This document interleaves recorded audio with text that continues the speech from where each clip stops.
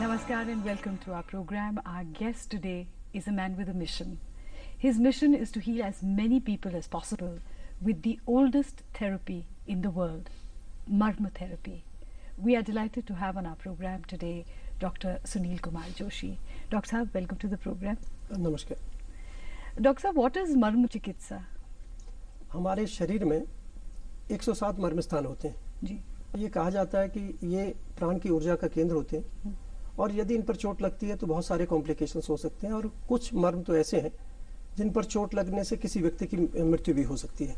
तो ये प्राण की ऊर्जा का केंद्र होने के कारण हमारे शरीर की और मस्तिष्क की क्रियाओं का नियंत्रण भी करते हैं और इन पर यदि किसी ढंग से भी हम इसकी प्राण की ऊर्जा का यदि अवरोध होता है तो बहुत सारे रोग हो सकते हैं और यदि हम इनको ऊर्जा का प्रवाह ठीक से कर सकें तो बहुत सारे रोगों की चिकित्सा भी हम इसके माध्यम से कर सकते हैं। तो ये मर्म चिकित्सा विश्व की सबसे प्राचीनतम चिकित्सा पद्धति हम लोग मानते हैं। लेकिन इसके बारे में लोगों को ज्यादा पता नहीं है, ऐसा क्यों? देखिए, ये जो भारतीय विद्याएं हैं जिनको हम वैदिक विद्याएं कहते हैं, उनकी कुछ गुप्त विद्याएं हुआ करती थी और क्योंकि ये बहुत सद्य कार्यकारी होती है, मीन्स इंस्टेंट रिस्पॉन्स वाली टेक्निक्स हैं और इनका यदि गलत ढंग से इस्तेमाल किया जाए तो इसके कॉम्प्लिकेशंस हो सकते हैं। इसलिए इसको चिकित्सा के रूप में न लाके कर्मकांड के रूप में समाहित किया गया है। जैसे हम लोग देखते हैं कि कोई भी पूजा की विधि हमारे यहाँ होती है, चाहे रुद्राभिषेक हो, चाहे कोई हवन या यज्ञ होता है, तो उसमें कुछ अंगों का स्पर्श किया जाता है। हम जैसे सिर का स्पर्श करते हैं, आंखों के बीच में नेत्र, आंखों को और आंखों के बीच के स्थान को स्पर्श करते हैं, बाहु को स्पर्श करते हैं और बहुत सारी जगह को स्पर्श करते हैं। तो ये वही मर्म स्थान है जिनको हम कहते हैं कि भाई ये प्राण की ऊर्जा के केंद्र हैं और किसी भी पूजा के करने से पहले इनको अंगन्यास और करन्यास के रूप में समाहित किया गया है। तो ये बहुत पुरानी जो हमारी विधि हैं, जितने भी हमारे संस्कार हैं, उनमें इसको समाहित किया गया कि जाने अनजाने व्यक्ति इनसे लाभान्वित होता रहे। क्योंकि ये दैनिक पूजा की विधि जो होती है त्रिकाल संध्या के रूप में हमारे जो समाज में है, हमारे जो धर्म में इसको किया जाता है। 3 बार पूजा की जाती है त्रिकाल संध्या के रूप में।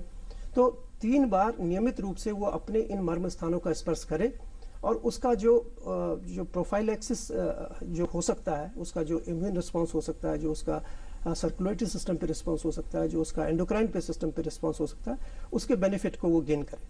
तो ये बहुत अच्छे ढंग से इनकॉर्पोरेट किया गया है। तो ये कौन कौन से मर्म स्थान हैं जिनको इनकॉर्पोरेट किया गया है? देखिए, जब भी हम लोग कोई भी पूजा का विधान करते हैं तो सबसे पहले शिखा बंधन का विधान होता है कि हम अपनी जहाँ चोटी होती है वहाँ पे अधिपति मर्म होता है और अधिपति मर्म का मतलब होता है कि जो सारे मर्म हैं उनमें जो सबसे प्रधान मर्म है उसको अधिपति मर्म कहते हैं। अधिपति का मतलब राजा होता है। तो वो जो प्राण का ऊर्जा का केंद्र है और यहीं से प्राण का आधान ये बताया जाता है कि जब बच्चा गर्भ में होता है तो माता के गर्भ में जो प्राण का आधान होता है वो इसी माध्यम से होता है। और हम लोग व्यवहार में भी देखते हैं कि जब व्यक्ति की मृत्यु होती है तो उसके बाद प्रतीकात्मक रूप से कपाल क्रिया के द्वारा इसी स्थान पर वो मर्म ये प्राण को निकालने का एक प्रतीकात्मक रूप से वो किया जाता है। और हम लोग जैसे कहते हैं कि जो भी हमारी प्राण की ऊर्जा जो पूरे ब्रह्मांड में है वो इस बिंदु के माध्यम से हमारे शरीर में प्रवेश करती है। और वैसे ही जैसे यहाँ पर आज्ञा चक्र है, जो ये आज्ञा चक्र है, इस पे भी हम ये कहते हैं कि नेत्र त्रय है और यहाँ पे स्थपनी मर्म होता है। स्थपनी मर्म में आपने देखा होगा कि जब हम लोग कोई चीज भूल जाते हैं तो अक्सर हमारा हाथ यहाँ पे इसको ठोकने लगता है। बच्चे, आप यदि 5वीं क्लास के बच्चों का कोई क्लास में कोई क्वेश्चन पूछिए और रिटन एग्जाम यदि कोई बच्चे दे रहे हैं तो अक्सर देखा जाता है जब प्रश्न नहीं आता तो बच्चे पेंसिल से अपने उस स्थान को ठोकने लगते हैं। तो निश्चित रूप से ये एक हमारी जो याददाश्त है उसको रेगुलेट करने का या मेमोराइज करने का एक पॉइंट होता है। इसको स्थपनी मर्म कहते हैं। तो जब ये बच्चा ऐसे करता है या हम बड़े लोग भी ऐसे करते हैं तो अनजाने में करते हैं। So is it inherent to the human race? जी, it is inherent in the human race. क्योंकि ये देखिए, जाने अनजाने में हम लोग उन चीजों का उपयोग करते हैं जो हमारे लिए लाभदायक होती हैं। जब हमारे सिर में दर्द होता है तो हम लोगों का हाथ सीधे स्वतः यहाँ पे आता है। यहाँ पे भी 2 मर्म स्थान होते हैं जो हमारे सिर दर्द के लिए रिस्पॉन्स करते हैं। आपने देखा होगा जब हमारे कंधे में दर्द होता है तो हम लोग कंधे में ऐसे इसको छूने लगते हैं। यहाँ पे एक मर्म स्थान होता है। तो ये सारे के सारे मर्म स्थान इस ढंग से हमारे शरीर में डिस्ट्रीब्यूटेड हैं कि हम लोग जाने अनजाने उनका फायदा ले सकते हैं। जब हम लोग थक जाते हैं तो कमर पे हाथ रख लेते हैं, तो वहाँ पे एक मर्म बिंदु होता है। जब हम लोग कोई एंग्जाइटी में होते हैं तो हाथों को ऐसे पकड़ लेते हैं, पीछे की तरफ से हम हाथ को पकड़ लेते हैं, यहाँ पे एक मणिबंध होता है।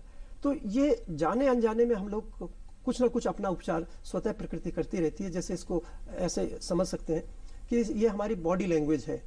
किस समय किस चीज की जरूरत होती है उस समय वो पोस्चर अपने आप नेचुरली बन जाता है। इसको इनहेरेंट आप सिस्टम समझ सकते हैं। अगर कोई किसी रोग के उपचार के लिए आता है, आप उसको वो पॉइंट्स बता दें, तो उसके बाद क्या कोई व्यक्ति अपना उपचार खुद कर सकता है? देखिए, मर्म चिकित्सा को हम लोगों ने 3 हिस्सों में डिवाइड किया है जी। एक तो है सेल्फ मर्म थेरेपी, जिसको हम स्वमर्म चिकित्सा कहते हैं। इसके माध्यम से हम लोग क्या करते हैं कि भाई रोज जैसे आपको बताया कि अंगन्यास और करन्यास की प्रक्रिया होती है, इसी प्रक्रिया को अपनाते हुए हम अपने को स्वस्थ रख सकते हैं। ये एक तरह से प्रिवेंटिव एस्पेक्ट हो गया। दूसरा जिसको हम कहते हैं थेरेपेटिक मर्म थेरेपी, इसमें कोई भी व्यक्ति जो सीखा हुआ है, विशेष रूप से चिकित्सक जो जानते हैं मर्म चिकित्सा को, वो किसी रोगी की चिकित्सा करते हैं रोग विशेष में, जो थेरेपेटिक मर्म थेरेपी कहलाती है। तीसरी मर्म चिकित्सा का वो हिस्सा है जिसको हम फॉलोअप मर्म थेरेपी कहते हैं, और बीमारी के हिसाब से मर्मों का चयन किया जाता है, उसकी टेक्निक बता दी जाती है और उसको मार्क करके उसको सिखा दिया जाता है कि इसको आपको रेगुलर 3 बार इसको करना। तो फॉलोअप मर्म थेरेपी के हिसाब से कोई भी व्यक्ति एक बार सीख कर उसको कर सकता है और निरंतर तब तक करता रहे जब तक कि वो रोग उससे पूरी तरह मुक्त ना हो जाए। तो इससे पूरी तरह रोग मुक्त हुआ जा सकता है? निश्चित रूप से यही एक ऐसी चिकित्सा पद्धति है जिससे पूरी तरह से रोग मुक्त हुआ जा सकता है। हम लोग कितने सारे रोगों के बारे में सुनते हैं वेस्टर्न मेडिसिन में, जैसे पेन सप्रेसेंट्स तो होते हैं, टेक स्पॉन्डिलोसिस फॉर एग्जांपल, उसका इलाज नहीं है, सिर्फ आपको मैनेज करना वो सिखा देते हैं। देखिए, ये जो चिकित्सा पद्धति है ये कोई सिम्टोमेटिक रिस्पॉन्स नहीं है जी। सिम्टोमेटिक रिस्पॉन्स तो होता ही होता है, उस समय तुरंत फायदा होना चाहिए, और मैं समझता हूँ ये शॉर्टेस्ट वे ऑफ ट्रीटमेंट है। इससे इंस्टेंट रिस्पॉन्स नहीं होता, मतलब इमीडिएट रिस्पॉन्स इससे होगा, इंस्टेंट भी होगा, और ये इट विल बी परमानेंट। तो हम लोग कहते हैं ये रोग को रोकती भी है, तुरंत फायदा भी करती है, और निरंतरता से करने पर से रोग मुक्त भी कर देती है। ये लक्षणों को दबाती नहीं। अच्छा, तो तुरंत फायदा हो जाता है? तुरंत फायदा होता है। बहुत सारी, देखिए जितने भी मैं आपको एक और बात बताना चाहूंगा कि आयुर्वेद की चिकित्सा पद्धति क्यों नहीं पूरे देश भर में या हमारे देश में क्यों नहीं स्वीकार्य है, क्योंकि हमारे पास 2 चीजों की कमी होती है। एक तो ये कहा जाता है कि इसमें इमरजेंसी मैनेजमेंट नहीं है, कि यदि किसी कोई इमरजेंसी है तो आयुर्वेद के माध्यम से हम किसी इमरजेंसी को मीट आउट नहीं कर सकते। दूसरी चीज हमारे पास ये कहा जाता है कि आयुर्वेद में पेन का कोई इंस्टेंट मैनेजमेंट नहीं है, तो just you have to go for the analgesics और इंजेक्शंस को लेना पड़ता है। लेकिन मर्म चिकित्सा के माध्यम से आप तुरंत उसको 1 या 2 सिटिंग में, जो सिटिंग मुश्किल से 60 सेकंड 50 सेकंड में कंप्लीट हो जाती है, उससे आप उसको पेन को भी कम कर सकते हैं। तो इंस्टेंट रिस्पांस भी है, और कई बीमारियों में तो हम लोग ये कहते हैं कि ये प्री इमरजेंसी मैनेजमेंट के तौर पे भी हम इसको काम करते हैं। तो इसको फर्स्ट एड की तरह भी यूज किया जाता है? निश्चित रूप से। जहां देखिए, ये विशेष रूप से उन जगह के लिए चिकित्सा पद्धति है जहां हमारे पास कोई संसाधन नहीं है। इमीडिएट रिस्पांस के लिए इस चिकित्सा पद्धति का तुरंत इस्तेमाल करने से बहुत सारी जान बचाई जा सकती है और बहुत सारी बीमारियों को ठीक किया जा सकता है। मिसाल के तौर पे जैसे हार्ट अटैक है, ये एक इमरजेंसी एकदम से आ जाती है, तो इसमें क्या कोई करे? देखिए, इसमें बहुत जरूरी है कि पहले ये समझना कि हार्ट अटैक का कारण क्या है। हार्ट अटैक के कारण को समझने जानने से के बाद आप, हमारे शरीर में ये कहा जाता है कि 5 हृदय होते हैं। 4 तो तल हृदय, पैरों में और हाथों में जो स्थान होता है उसको तल हृदय मर्म कहते हैं। आपने देखा होगा कि जब भी कोई व्यक्ति बेहोश होता है तो एक कॉमन प्रैक्टिस है हमारे ट्रेडिशन में कि उसके हाथ पैरों को मला जाता है। एक कॉमन प्रैक्टिस है सामान्य रूप से, और उससे फायदा होता है। लेकिन हम लोग सोचते थे कि भाई ये क्यों किया जाता है, पूछा हम लोगों ने क्यों करते हैं, तो लोग कहते हैं कि भाई इससे सर्कुलेशन इंक्रीज करते हैं, just we are going to increase the circulation of the body surface. लेकिन जो मेडिकल लोग हैं वो जानते हैं कि जो हाथ और पैर का जो सर्कुलेशन होता है वो जो उसके पीछे की सरफेस होती है इससे कम होता है, क्योंकि यहाँ पैड ऑफ फैट होता है, हाथों में और पैरों के नीचे पैड ऑफ फैट होता है। तो इतने ही हिस्से के सर्कुलेशन को इंक्रीज करने से आप पूरे बॉडी सर्कुलेशन को इंक्रीज नहीं कर सकते। लेकिन क्योंकि यहाँ पे तल हृदय मर्म होता है, निश्चित रूप से उस पे जाने अनजाने प्रेशर पड़ता है, उससे जो एक्टिवेशन होता है ब्रेन का और हार्ट का, तो इसलिए वो उस सेंटर को स्टिमुलेट करने की बात होती है। और ये इसको आप ऐसा समझ सकते हैं कि ये रिमोट सेंसिंग टेक्निक है। तो दूर से आप हाथ से इस हार्ट को स्टिमुलेट कर पा रहे हो, तो इसको तल हृदय का है। और काश्यप संहिता एक पुराना हमारा जो ग्रंथ है उसमें लिखा है कि मनुष्य के शरीर में 5 हृदय होते हैं, 4 तो हाथ और पैरों के तले में, और एक जो हमारी छाती में होता है उसको हृदय कहते हैं। तो 5 हृदय। तो इस तल हृदय के माध्यम से आप हृदय की गतिविधि को नियंत्रित भी कर सकते हैं, उसको स्टिमुलेट भी कर सकते हैं। तो हृदय रोग जैसे जैसे आपने कहा हार्ट अटैक, तो हार्ट अटैक का यदि कोई व्यक्ति होता है तो इमीडिएट यदि हम चारों पैरों के, हाथ पैरों के मर्मों को दबाएंगे तो उससे फायदा होता है। ये बहुत ही दिलचस्प टॉपिक है, इसके बारे में और बात करते हैं, लेकिन उससे पहले एक छोटा सा ब्रेक ले लेते हैं। हम बस अभी लौटते हैं। Welcome back. हमारे आज के मेहमान हैं डॉक्टर सुनील कुमार जोशी और उनसे हम बातचीत कर रहे हैं मर्म चिकित्सा के बारे में। डॉक्टर साहब, ये जो आप पॉइंट्स बता रहे हैं, क्या ये चक्रास भी यही पॉइंट्स पे हैं? देखिए, ये स्थूल रूप से सारे चक्रों को आप समझ सकते हैं जी। जैसे गुदा है, गुदा को हम लोग कहते हैं कि भाई ये मूलाधार चक्र है जी। जो रेक्टम है वो मूलाधार चक्र है। जी। चक्रों को तो हम देख नहीं सकते, सिर्फ योग की दृष्टि से देख सकते हैं, कोई योगी है वो देख सकता है। लेकिन स्थूल रूप से हम यदि देखें तो मणिपुर चक्र है, नाभि मणिपुर चक्र है, वस्ती है, वस्ती जो जहाँ पे यूरिनरी ब्लैडर है वहाँ पे भी एक चक्र है। फिर उसके बाद हृदय जो है अनाहत चक्र है। फिर कंठ में मातृका मर्म जहाँ पे होती है वहाँ पे चक्र होता है। फिर यहाँ पे स्तपनी मर्म है जिसको आज्ञा चक्र कहते हैं। तो ये सारे चक्रों का ही ये कॉम्बिनेशन है जो जितने 6 चक्र हैं वो 6 मर्मों के स्थान पे अधिपति मर्म जहाँ पे होता है वहाँ पे सहस्त्रार चक्र होता है। तो चक्रों से इसकी सामंजस्य है मर्मों का। और अगर कोई योग की तरफ जाए या एक स्पिरिचुअल पाथ पकड़ना चाहे तो क्या उसमें भी ये काम आते हैं, ये मर्म चिकित्सा का इस्तेमाल हो सकता है? देखिए, एक बहुत महत्वपूर्ण चीज है कि जब भी हम कोई योग की एक्सरसाइजेस करते हैं जी, तो जाने अनजाने में कोई ना कोई मर्म के बिंदु को ही हम लोग उत्प्रेरित करते हैं। जैसे यदि हम लोग वज्रासन में बैठते हैं तो वज्रासन में बैठने की प्रक्रिया क्या है कि सामान्य रूप से लोग पैरों को पीछे मोड़ लेते हैं और ये एड़ियां बाहर निकल जाती हैं। लेकिन यदि हम एड़ियों को खड़ा करके उस पर बैठे तो वहां पे एक मर्म होता है जिसको हम कहते हैं कटिक तरुण मर्म। कटिक तरुण, कटी कहा जाता है कमर को, और तरुण का मतलब है जवान, मतलब उसको यूथफुलनेस। यदि हम अपनी कमर को बिल्कुल जवान रखना चाहते हैं तो हम उस वज्रासन में बैठे जिसमें एड़ियां खड़ी हुई हो और हम जब बैठे तो कटिक तरुण मर्म उस पर दबाव पड़ता रहे। तो ये सारे के सारे जाने अनजाने में हम लोग जितने भी यौगिक पोस्चर्स हम लोग करते हैं उसमें कोई ना कोई मर्म उसमें स्टिमुलेट होता है। तो ये एक बहुत अच्छा समन्वय है योग और मर्म का, जिसको हम लोगों ने मर्म प्राणासन के रूप में डिस्कस किया है कि ये छोटी छोटी एक्सरसाइजें हैं जिनसे डायरेक्ट स्टिमुलेशन के माध्यम से या एक्टिव स्टिमुलेशन के माध्यम से हम अपने सारे ऑर्गन्स को स्टिमुलेट कर सकते हैं। मैंने कहीं पढ़ा है कि कलरी पयट जैसी जो मार्शल आर्ट्स की विधाएं हैं वो भी मर्म चिकित्सा से जुड़ी हुई हैं। देखिए, जो कलरी आर्ट, ये आर्ट है जो ये मार्शल आर्ट्स है। हाँ जी। और ये निश्चित रूप से दूसरे व्यक्ति के मर्मों पे आघात करके उसको हराने का एक उपाय है।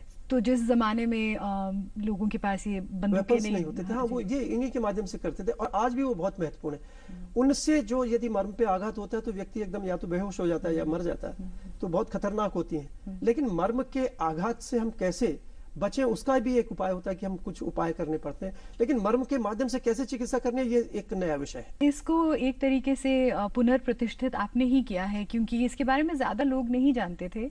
और अगर आयुर्वेदिक जो आयुर्वेदा की पुस्तकें हैं उसमें भी जैसे आपने कहा एक आधा चैप्टर ही है मर्म चिकित्सा के बारे में। देखिए, चिकित्सा के रूप में मर्म का उपयोग सामान्य रूप से अभी तक नहीं होता था जी। जो हमारा आयुर्वेद का शल्यतंत्र का जो सबसे प्रमुख ग्रंथ है जिसको हम सुश्रुत संहिता कहते हैं, उसमें एक अध्याय है शारीर स्थान में जी। और उसमें 107 मर्मों के नाम भी दिए, उनकी लोकेशन दी है और ये कहा है कि you have to take care of these marma point during surgical intervention and you have not to damage these points during any surgical intervention. Operation करते समय इन मर्मों का ध्यान रखना है, उन पे चोट नहीं लगनी चाहिए, उन पे इंसिजन नहीं देना चाहिए, उन पे या कोई भी सर्जिकल प्रोसेस उस पे नहीं करना चाहिए। यदि आप करते हैं तो बहुत सारे कॉम्प्लिकेशंस हो जाते हैं। तो उन कॉम्प्लिकेशंस को भी उन्होंने लिखा है कि किस पॉइंट पे करने से किसी की डेथ हो सकती है, किस पे कुछ दिनों के बाद डेथ हो सकती है, जिसको सद्य प्राण हर मर्म का इंस्टेंट फेटल।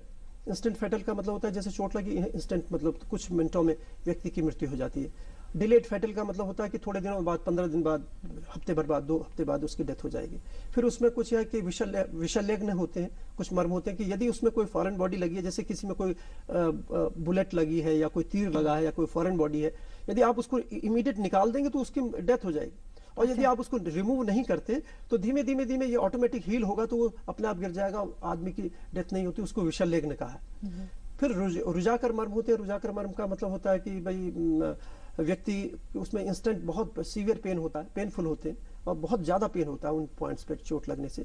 और एक और होते हैं जिसको हम लोग कहते हैं वैकल्यकर। वैकल्यकर का मतलब होता है कि विकलता उत्पन्न करते हैं। जैसे यदि किसी के यहाँ पे चोट लग गई अंशमर में तो हाथ खराब हो जाएगा उसका जी। तो उसमें उसमें क्या कहते हैं बहुत सारी पेल्सी होती हैं, नर्व की इंजरीज होती हैं, क्या कहते हैं जो कोई नर्व डैमेज हो जाए, चाहे वो रेडियल नर्व की पेल्सी हो, अल्नर नर्व की पेल्सी हो, ब्रैकियल प्लेक्सस की पेल्सी हो, तो वो नर्व यदि टूट जाती है, कट जाती है, उसमें डैमेज हो जाता है, तो वो वैकल लिकर हो जाता है कि उसका आप एनाटॉमिकल डिसफिगरमेंट भी हो सकता है और फिजियोलॉजिकली तो वो काम नहीं करती, उसका मतलब नॉन फंक्शनिंग हो जाती है, तो उसको वैकल लिकर मर्म कहा था। तो ये उसके इफेक्ट है जो आप कह रहे हैं कलारी मर्म की, कलारी जो टेक्निक है उससे बहुत सारे कॉम्प्लिकेशंस, मतलब ये चीजें हो सकती हैं यदि चोट लगे तो इस मार्शल आर्ट में तो हम लोग दूसरे को नुकसान कर रहे हैं, लेकिन मर्म चिकित्सा के माध्यम से हम रोगों को ठीक करने की बात करते हैं। मर्म में और एक्यू प्रेशर या एक्यूपंक्चर में क्या फर्क है? देखिए, इसको ये समझा जा सकता है कि दोनों एक ही विधा से उत्पन्न चीजें हैं जी। मर्म से ही ये उत्पन्न चीजें हैं, लेकिन वो डिफरेंट एटमॉस्फेयर में डिफरेंट लोगों के द्वारा वो डेवलप की गई, अपने परिस्थितियों में डेवलप की गई। ये मर्म चिकित्सा जैसी चीजें जब बौद्धिज्म हमारा डिफरेंट पार्ट में गया और खास करके साउथ ईस्ट एशिया में, चाइना में, कोरिया में, जापान में गया, तो ये ट्रांसफर हुई है। और वहाँ जो ट्रांसफर हुई, जो थोड़ी सी नॉलेज ट्रांसफर हुई, उसको उन्होंने दूसरे ढंग से उसको वो किया। लेकिन ये मर्म चिकित्सा में टारगेटेड पॉइंट्स है, मतलब बिल्कुल सटीक पॉइंट है कि ये उसी जगह पे होगा पॉइंट, और उसके क्या रिस्पॉन्स होंगे, क्या कॉम्प्लिकेशंस होंगे, वो लिखे हुए। तो उसको कैसे स्टिमुलेट करते हैं, उसकी टेक्निक हम लोगों ने डेवलप की, उसको कितनी बार करना है उसको डेवलप किया, और उसको कितने प्रेशर से करना है वो अलग अलग किया। क्योंकि ये जितने भी मर्म होते हैं वो रचना धातु से, मीन्स उसका जो कंस्टिट्यूएंट सब्सटेंसेस है वो डिफरेंट होते हैं। जैसे कुछ सिराएं होती हैं, means they are related with the blood vessels, और जितने भी ब्लड वेसल्स से संबंधित मर्म है वो बड़े खतरनाक होते हैं। और विशेष रूप से जो गले के ऊपर के जो 12 मर्म है, गले में जो 8 मात्रिका मर्म होती हैं, 4 इसको हम धमनी मर्म कहते हैं, 2 उसमें धमनी होती हैं, तो 2 जो उसमें मन्या और धमनी मर्म होते हैं, तो ये बड़े खतरनाक होते हैं। तो इनके पे प्रेशर दूसरे ढंग से दिया जाता है, जो मांस मर्म है उसमें अलग से प्रेशर दिया जाता है। तो अलग अलग टेक्निक है। जैसे कि हम एक छोटी सी बीमारी के विषय में मैं आपको बताऊंगा, छोटी नहीं है, बहुत बड़ी बीमारी है, जिसको हम हाइपरटेंशन कहते हैं, ब्लड प्रेशर है। एक छोटा सा मर्म स्थान होता है जिसको हम लोग कहते हैं तल हृदय मर्म, और उसको यदि हम मुट्ठी को ऐसे बंद करते हैं और ये बीच की उंगली जहाँ पे टच करती है उसको हम तल हृदय मर्म कहते हैं। तल हृदय मर्म में इसको एक, यदि हम एक लाइन यहाँ से ड्रॉ करें, यहाँ से यहाँ तक की दूरी 6 अंगुल होती है। 3 अंगुल की दूरी पे हम यदि इस लाइन को क्रॉस करते हैं तो जहाँ पे ये दोनों अंगुलियां टच करती हैं उसको तल हृदय मर्म कहते हैं। यदि इस मर्म को, दोनों हाथों के तल हृदय मर्म को हम लोग रेगुलर दबाएं और 15 से 18 बार, और एक स्टिमुलस में 0.8 सेकंड का समय लगना चाहिए। 0.8 सेकंड का क्यों? क्योंकि हम 1 मिनट में 72 बार सांस लेते, हार्ट हमारा धड़कता है, और एक जो कार्डियक साइकिल होता है 0.8 सेकंड का होता है। तो जितने भी स्टिमुलस हम लोग इसमें देते हैं वो होमोजीनस स्टिमुलस देते हैं कि भाई हमारे शरीर के ही स्टिमुलस जैसा वो स्टिमुलस मर्मों को पहुंचना चाहिए। ज्यादा देर तक उसको दबाते नहीं, क्योंकि मर्म बहुत वाइटल पार्ट्स होते हैं, इसलिए उसको ज्यादा ना तो किसी आर्टिफिशियल इंस्ट्रूमेंट से हम यूज करते हैं, सिर्फ अंगुली की सहायता से, अंगूठे की सहायता से उसको दबाते हैं। हाँ। तो और 15 से 18 बार, ये नहीं कि हम उसको 15 मिनट 10 मिनट दबाएं, ऐसा नहीं, 15 से 18 बार उसको दबाते हैं तो वो उसका रिस्पॉन्स मिलता है। और ये दिन भर में 3 बार, क्योंकि त्रिकाल संध्या के साथ किए जाने वाली प्रक्रिया है, और इसके माध्यम से जो शरीर में न्यूरोह्यूमस का रिलीज हो रहा है, जो भी हमारे सिस्टम में वो जो बायोकेमिकल चेंजेस हो रहे हैं, उनका जो बॉडी में लेवल है, ब्लड में लेवल है, वो लगभग 8 घंटे तक रहता है। तो 8 घंटे उसकी जो उसको वहां से इरेडिकेट होने से पहले या उसको वहां से खत्म होने से पहले हम उसको फिर स्टिमुलेट करके उसका लेवल ब्लड में मेंटेन करें, तो इसलिए 6 आवरली ये हम लोग करते हैं। पैरालिसिस हो या कुछ ऐसी बीमारियां हैं जिसमें इसका असर होता है? देखिए, ये तो सारी बीमारियां हैं, जितने भी न्यूरोमस्कुलर या न्यूरो सर्जिकल लीजन्स है जी, उसमें आश्चर्यजनक रूप से फायदा होता है। हाँ। विशेष रूप से सेरेब्रल पाल्सी। अच्छा। और सेरेब्रल पाल्सी के विषय में मैं बताना चाहूंगा कि जो 100 बच्चे पैदा होते हैं उसमें से लगभग 3 से 5% बच्चों में सेरेब्रल पाल्सी होती है। और इसको हम ये कहते हैं ये कोई जेनेटिक डिजीज नहीं है और नॉन प्रोग्रेसिव डिजीज है। नॉन प्रोग्रेसिव होने के साथ साथ भी ये जो उसका लीजन बन गया ब्रेन में, उसको आप कुछ भी ठीक नहीं कर सकते और लाइफ लॉन्ग वो रहता है। ऐसी स्थिति में भी मर्म चिकित्सा के माध्यम से बहुत सारा फायदा होता है, और वो बच्चे को ये लगातार हम लोग 6 महीने साल भर करते हैं तो वो इंडिपेंडेंट हो सकते हैं। जो बुजुर्ग हैं उनकी इतनी बीमारियां होती हैं, उनके लिए क्या किया जा सकता है? एक तो हमारे जो ब्रेन की कैपेसिटी है वो कम होने लगती है ना, degenerative change, senile degenerative changes होते हैं। ऐसी स्थिति में भी मर्म चिकित्सा बहुत काम करती है, और हमारे विशेष रूप से जोड़ों की तकलीफ होती है जिसको हम ऑस्टियोआर्थराइटिस कहते हैं। ऐसे व्यक्तियों में यदि हम पैर के कुछ मर्म स्थान होते हैं, यदि उनको उपचारित करते हैं तो आप उनको जो सिम्टोमेटिक रिस्पॉन्स है वो तो कर ही सकते हैं, और उस बीमारी को भी आप उसको ठीक कर सकते हैं। अच्छा। और लगभग 5 lakh knee replacement per annum हमारे देश में आज होते हैं। आजकल तो रिवाज हो गया है। जी, रिवाज हो गया। जी। और एक नी रिप्लेसमेंट का खर्चा आप समझिए 3 से 5 लाख रुपया होता जी, है। बिल्कुल। एक सामान्य व्यक्ति हमारे देश का उसको अफोर्ड नहीं कर सकता। यदि हमारे माता पिता दोनों के पैरों में तकलीफ है तो एक व्यक्ति उनका उपचार कराने में सक्षम नहीं। लेकिन यदि वो व्यक्ति 2-3 मिनट दिन में 3 बार माता पिता के पैरों के वो मर्मों को करता है तो निश्चित रूप से उसमें बहुत फायदा होता है। और ये तो सेवा भी हो गई और फायदा भी हो गया। फायदा भी हो गया और बहुत सारा जो पैसा इसमें खर्च हो रहा है उसको बचा सकते। जो एक पद्धति है आयुर्वेद की, मर्म चिकित्सा की, हजारों साल पुरानी है, लेकिन हम लोग ये मानते हैं कि आजकल नई नई बीमारियां आ रही हैं, तो उसमें इसका इस्तेमाल कैसे होता है? जितनी भी बीमारियां हैं होती इस मनुष्य शरीर में ही है जी, है ना, नई हो चाहे पुरानी। जो जीवन शैली थी, जो हमारी दिनचर्या, हमारी खान पान जो था, वो निश्चित रूप से हमको इन बीमारियों से बचाता था। योग की पद्धति थी, मर्म चिकित्सा थी, ये सारे की सारी चीजें हम लोगों को इन रोगों से बचा लेती थी। आज हम लोग वो कहीं ना कहीं उस चीजों को भूल गए तो, और इंसिडेंस इन चीजों का बढ़ गया। और आज इनकी जो चिकित्सा है वो कहीं ना कहीं एक कॉमन मैन की जो रीच है उससे बाहर है। एक आप हम कल्पना नहीं कर सकते कि एक व्यक्ति जिसकी जो कमाने की क्षमता एक सामान्य व्यक्ति हमारे देश का है, वो किसी कैंसर का उपचार करा सकता है या कोई ऐसे सर्जिकल इंटरवेंशन करा सकता है, वो पॉसिबल नहीं है। लेकिन आयुर्वेद के जरिए करा सकता है। निश्चित रूप से करा सकता है। मर्म चिकित्सा जैसी चीजें तो करा ही सकता है। हाँ, उसमें और वो तो बिल्कुल निशुल्क है। निशुल्क है। मर्म चिकित्सा जैसी चीज उसको समझने वाली बात है। डॉक्टर साहब, आप हमारे प्रोग्राम में आए, इतनी सारी हमारे साथ बातें की, उसके लिए बहुत बहुत धन्यवाद। नमस्कार।